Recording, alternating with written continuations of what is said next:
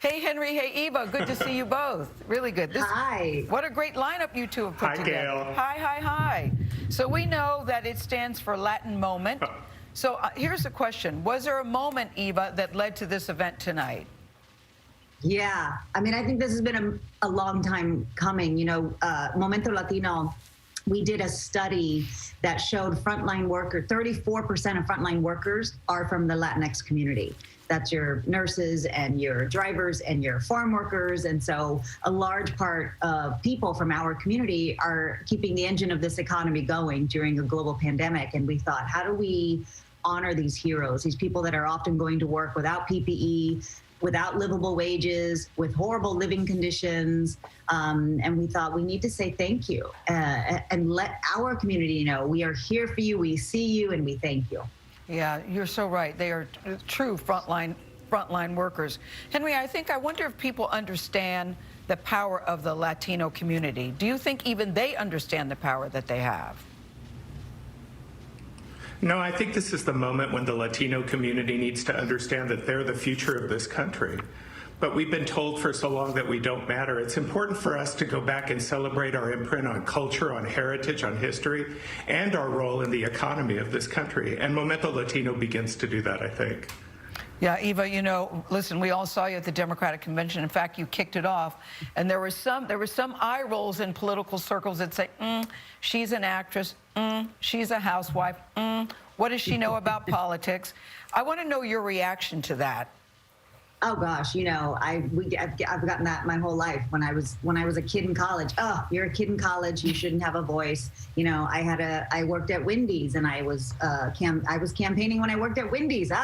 You're just, you know, a minimum age worker. You don't understand these big things. So people will always try to discourage you to be part of democracy. The point is, I showed up as an American that night. I showed up as a patriot. I showed up as a 9th generation Texan.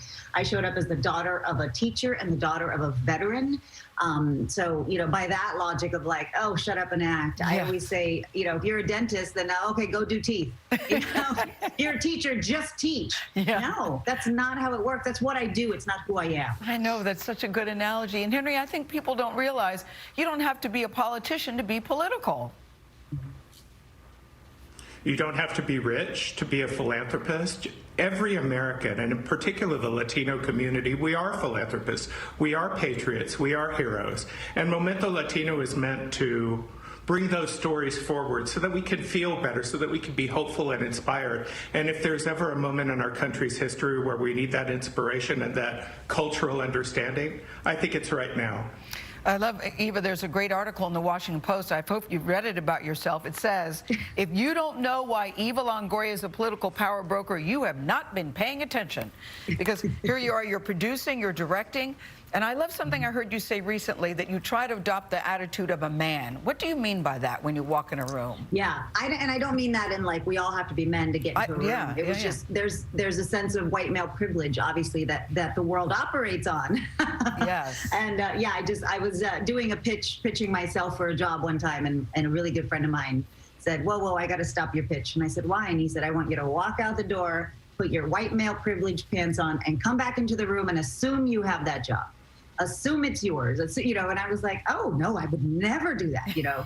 As a Latina and as a woman, I was like, no, I want them to know I'm collaborative. I want them to know that I would be okay, you know, if they had changes. And he's like, no, go in with your vision and make sure that, you know, he allowed me to assume I was equal.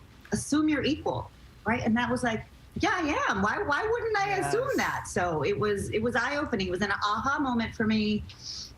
I think it's such good advice, guys, and I always say it's always good to be underestimated and then over-deliver. What are you excited? What are you most excited about, Henry? I'll let you have the last word about tonight.